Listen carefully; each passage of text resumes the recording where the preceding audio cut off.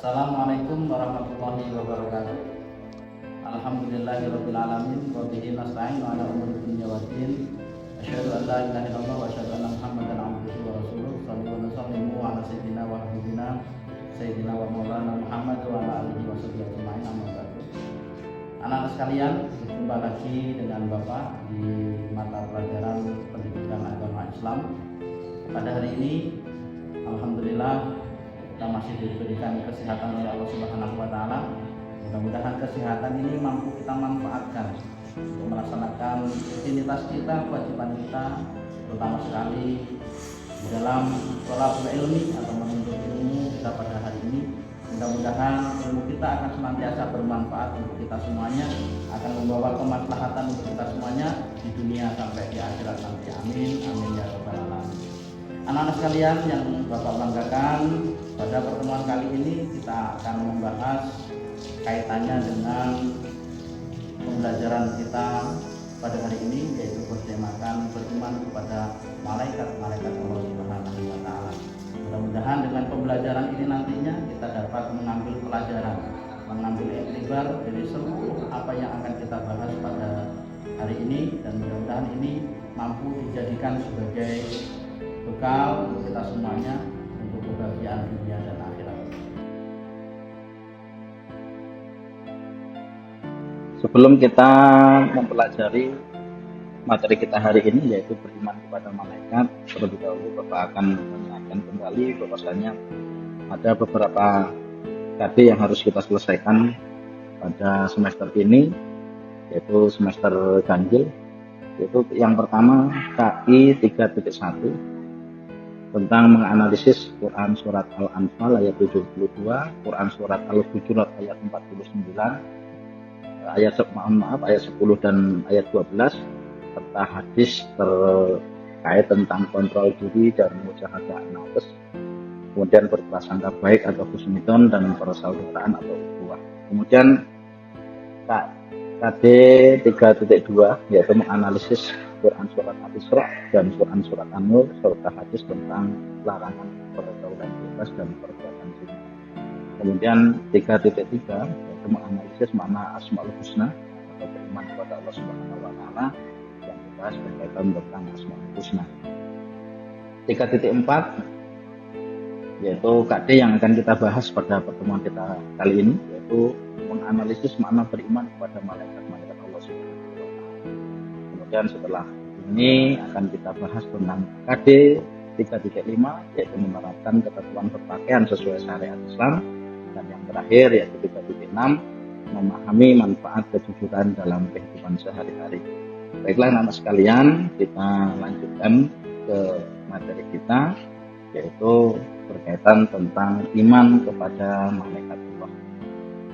Di sini KD 1.4 berkaitan tentang iman kepada malaikat Allah. Yang pertama, meyakini keberadaan malaikat-malaikat Allah Subhanahu wa taala. Kemudian KD 2.4 yaitu menunjukkan sikap disiplin, jujur dan bertanggung jawab sebagai implementasi dari beriman kepada malaikat-malaikat Allah Subhanahu wa taala. Kemudian dari pengetahuan yaitu KD 3.4 yaitu menganalisis makna beriman kepada malaikat-malaikat Allah.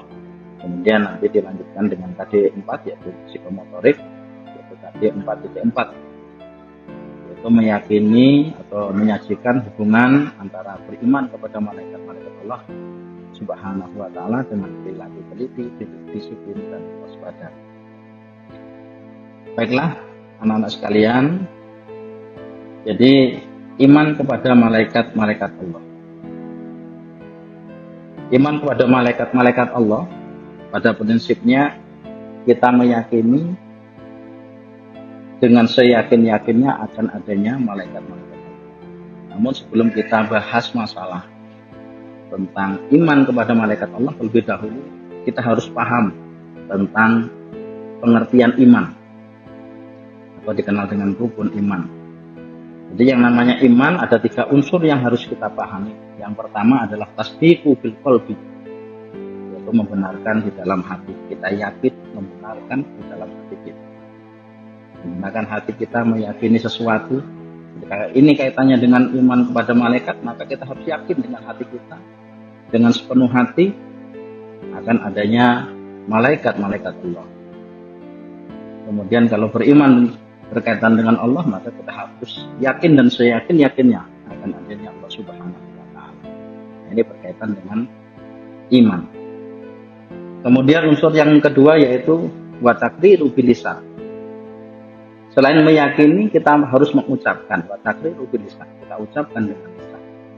Dan yang nomor tiga adalah unsur wa a'malu bil arkan. Ketika kita sudah meyakini, ketika kita sudah yakin, ketika kita sudah melafazkan, maka yang terpenting unsur yang ketiga yaitu kita menjalankan, kita mengamalkan sesuai dengan anggota badan kita, kemampuan kita. Wa a'malu bil arkan. Kemudian rukun iman itu ada 6. Yang pertama adalah iman kepada Allah Subhanahu wa Ta'ala. Kemudian yang nomor 2, iman kepada malaikat-malaikat Allah. Dan yang ketiga, beriman kepada kitab-kitab Allah. Iman yang keempat, iman kepada Rasul-Rasul Allah. Iman yang kelima, iman kepada hari akhir. Dan yang terakhir adalah beriman kepada qada dan qadar Allah Subhanahu wa Ta'ala. Sesuai bahasan kita, kali ini kita membahas rukun iman yang kedua, yaitu iman kepada malaikat. Secara bahasa, malaikat itu berasal dari kata al-malaikah, al-malaikatu. Kemudian mal akun, kemudian ma'lakun, kemudian al-malu, al-aluka, yang berarti risalah, misi, atau pesan. Sedangkan secara istilah, iman itu berarti mempercayai dan meyakini bahwa Allah Subhanahu wa Ta'ala telah menciptakan malaikat yang telah diberikan tugas sebagai pembawa risalah atau misi ataupun pesan dari Allah Subhanahu wa Ta'ala. Jadi pada prinsipnya Allah Subhanahu wa Ta'ala di dalam mengatur alam semesta ini, Allah memiliki misi atau penjalan misi dari Allah Subhanahu wa Ta'ala itu melalui para malaikat-malaikat Allah Subhanahu wa Ta'ala. Suatu contoh, ketika Allah menurunkan wahyunya, makanya Allah memerintahkan kepada malaikat Jibril. Ketika Allah menurunkan rezeki, maka Allah akan memerintahkan kepada malaikat Israil. Jadi itulah pengertian dari iman kepada malaikat. Kemudian sifat-sifat malaikat. Jadi malaikat itu memiliki beberapa sifat. Yang pertama adalah selalu bertasbih siang dan malam. Itu malaikat itu ada yang selalu bertasbih, siang bertasbih, malam bertasbih, kapanpun selalu bertasbih dan hanya menyembahkan dirinya kepada Allah Subhanahu wa Ta'ala. Kemudian yang nomor 2 yaitu malaikat juga mampu mengubah wujudnya. Jadi mampu mengubah wujudnya seperti yang dia inginkan. Terkadang berubah seperti manusia atau makhluk-makhluk yang lain. Kemudian malaikat suci dari sifat-sifat jin dan manusia. Kemudian mempunyai sifat pemalu, tidak makan dan tidak minum, bisa terganggu dengan bau tidak sedap anjing dan patung. Kemudian berikutnya memiliki kekuatan dan kecepatan secepat cahaya. Itulah beberapa sifat-sifat dari malaikat. Kemudian malaikat juga diberikan tugas-tugas oleh Allah Subhanahu wa Ta'ala. Jadi malaikat-malaikat itu memiliki tugas masing-masing yang sudah diberikan oleh Allah Subhanahu wa Ta'ala. Setelah diberikan tugas bertasbih, maka ketika diciptakan nanti sampai hari akhir atau hari kiamat, malaikat selalu bertasbih kepada Allah. Ketika malaikat yang diberikan perintah untuk menyampaikan wahyu seperti malaikat Jibril yang diberi tugas untuk menyampaikan wahyu, malaikat Jibril inilah yang menyampaikan wahyu atau menurunkan wahyu Allah Subhanahu wa Ta'ala. Satu contoh yaitu ayat-ayat Al-Quran yang saat ini kita jadikan pedoman. Turunnya Al-Quran itu melalui perantara malaikat Jibril yang menurunkan kepada Nabi Muhammad Shallallahu Alaihi Wasallam. Tentunya saat ini kita jadikan sebagai pedoman dan kita jadikan sebagai pegangan kita supaya kita bisa berjalan lurus sesuai dengan syariat Islam. Kemudian ada malaikat Mikail yang diberi tugas untuk membagikan rezeki, menurunkan rezeki, menurunkan hujan. Tentunya kita berusaha menanam padi, tentunya dari padi bisa tumbuh dan seterusnya. Ini merupakan peran dari malaikat Mikail yang diberi tugas untuk menurunkan rezeki, untuk menurunkan hujan, dan bahkan melalui sinar matahari kita bisa hidup dan tumbuh. Ini semuanya adalah berproses dari malaikat Mikail. Kemudian yang ketiga yaitu malaikat Israfil yang diberi tugas untuk meniup sangkakala. Malaikat Israel diberi tugas untuk menyabut nyawa. Di nyawa kita ini yang mencabut adalah malaikat Israel. Setiap makhluk yang hidup di dunia ini pastinya nantinya akan mengalami yang namanya kematian. Mati kita ini adalah tugas dari malaikat Israel. Hanya kita harus selalu bersiap, mawas diri, jangan sampai kita mati dalam keadaan yang tidak baik. Melainkan kebalikannya, kita selalu berdoa dan memohon kepada Allah Subhanahu wa Ta'ala. Tentunya malaikat Israel tatkala nanti mencabut nyawa kita dalam keadaan iman wal Islam. Kemudian malaikat mungkar. Jadi malaikat mungkar dan malaikat nakir itu memiliki tugas yang sama, yakni menanyai manusia yang sudah mati di alam kubur. Kemudian ada malaikat raqib. Ini adalah malaikat pengawas kita. Malaikat raqib ini adalah malaikat yang akan mencatat amal-amal baik kita. Ya, selama di dunia perbuatan apapun akan tercatat oleh malaikat Allah, yaitu malaikat raqib. Malaikat raqib yang selalu mencatat amal perbuatan kita. Sekecil apapun perbuatan kita tidak akan terlepas dari catatan dari malaikat raqib. Kemudian ada malaikat atid yang diberi tugas untuk mencatat amal buruk. Begitu juga sebaliknya, maka kita harus selalu mawas diri, introspeksi diri, selalu berhati-hati. Karena walaupun toh kita berbuat salah tidak ada yang tahu, siapapun itu. Orang lain nggak ngerti, orang tua kita nggak ngerti, bapak ibu guru tidak ngerti. Tetapi ingat, malaikat atid selalu mengetahui perbuatan kita dan akan tercatat kepada rapotnya malaikat atid yang tentunya nanti akan dilaporkan kepada Allah Subhanahu wa Ta'ala. Kemudian malaikat Malik, yaitu malaikat yang menjaga pintu neraka. Kemudian yang terakhir adalah malaikat Ridwan, yaitu malaikat yang diberi tugas untuk menjaga surga Allah Subhanahu wa Ta'ala. Inilah anak-anak sekalian 10 nama-nama malaikat yang wajib kita ketahui dan wajib kita imani, dan tentunya kita harus hafal. Kalian juga harus mengerti tentang nama-nama malaikat ke-10 tersebut dan tugas-tugasnya. Kemudian ketika kita beriman kepada malaikat-malaikat Allah, maka akan muncul hikmah dan perilaku orang yang beriman kepada malaikat. Kita diharapkan ketika kita meyakini kepada malaikat-malaikat Allah, kita akan memiliki sifat atau perbuatan yang selalu taat kepada Allah Subhanahu wa Ta'ala dan Rasul-Nya. Kemudian selalu melaksanakan segala tuntunan syariat Islam, baik dalam keadaan apapun. Ketika senang, kita melaksanakan perintah Allah. Ketika susah, kita tetap bersabar dan melaksanakan perintah Allah. Tatkala sibuk, kita masih melaksanakan perintah Allah. Tatkala lapang, apalagi kita juga selalu melaksanakan perintah-perintah Allah Subhanahu wa Ta'ala. Karena pada prinsipnya semua tindak tanduk dan perbuatan kita selalu diawasi oleh Allah Subhanahu wa taala melalui malaikat-malaikat Allah. Kemudian hikmah berikutnya yaitu selalu berhati-hati dalam segala perbuatan.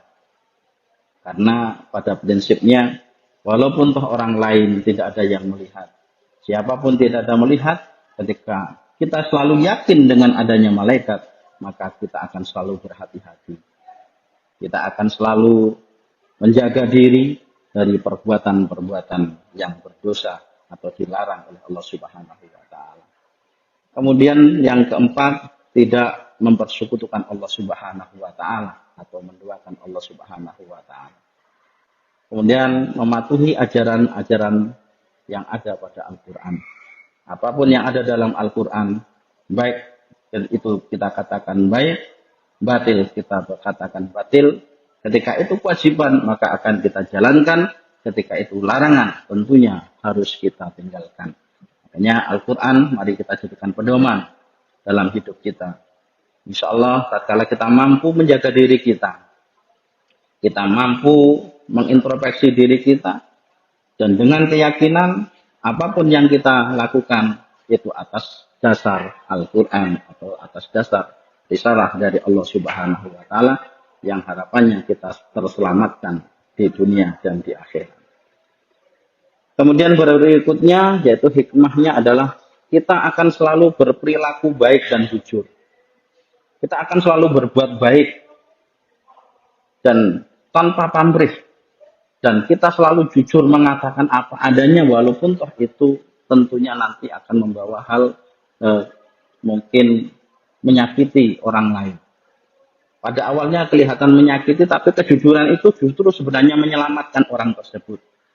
Makanya kita perlu ketika kita mungkin melihat teman kita salah, dengan bahasa kita yang baik, bukan untuk intinya melaporkan kejelekan mereka atau teman kita, atau membuat susah teman kita, tapi dengan harapan satu, yaitu ketika teman kita melaksanakan sesuatu hal yang tidak baik, kalau kita katakan dengan jujur, mungkin ketika kepada bapak ibu guru, kepada orang tua, harapannya teman kita mampu berubah ke jalan yang lebih baik. Walaupun toh pada prinsipnya itu menyakiti perasaan teman kita. Namun perkataan jujur ini akan membawa pahala dan membawa perubahan untuk kita semuanya demi kebaikan masa depan kita semuanya. Kemudian berikutnya menghiasi diri dengan akhlak yang mulia. Maka kita akan berakhlak mulia, berakhlak yang baik dengan tuntunan bahwasanya hidup kita, perbuatan kita selalu diawasi dan perbuatan baik kita akan dicatat oleh malaikat Raqib dan yang buruk akan dicatat oleh malaikat Raqib dan Atid. Berikutnya, setelah pelajaran ini, tentunya besar harapan Bapak kepada kalian semuanya. Ketika kita beriman pada malaikat-malaikat Allah ini, maka kita mampu mengambil hikmahnya. Kita mampu memanfaatkan pelajaran ini di dalam perbuatan kita. Sehingga kehidupan kita akan lebih baik lagi. Dan Bapak harapkan setelah materi ini Bapak sampaikan kepada kalian, tentunya ada beberapa hal tugas yang harus kalian selesaikan. Yaitu ada beberapa penilaian. Yang pertama adalah berupa penilaian sikap. Silahkan nanti kalian baca, yaitu tugasnya manusia dan malaikat sama-sama makhluk Allah Subhanahu wa taala dan sama-sama memiliki nafsu. Maka berikanlah tanggapan. Ya, berikanlah tanggapan. Kemudian salehkan dikerjakan di kertas. Kemudian ketika nanti sudah pertemuan kita bahas.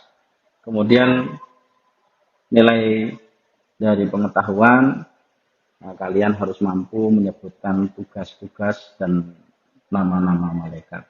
Kemudian yang terakhir yaitu berupa penilaian keterampilan, yaitu buatlah sebuah poster yang berisi nama-nama malaikat dan tugas-tugasnya di kertas astro yang nanti akan kita jadikan sebagai media pembelajaran kita atau alat belajar kita agar kita lebih mudah memahami pelajaran kita. Baiklah anak-anak sekalian, demikianlah materi yang dapat kami sampaikan.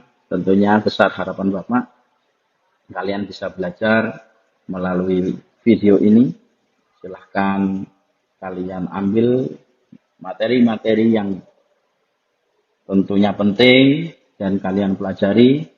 Setelah itu dipahami dan tentunya mampu kita jalankan syariatnya, mampu kita terapkan dalam kehidupan kita sehari-hari. Demikianlah, semoga bermanfaat. Bapak akhiri. Wassalamualaikum warahmatullahi wabarakatuh.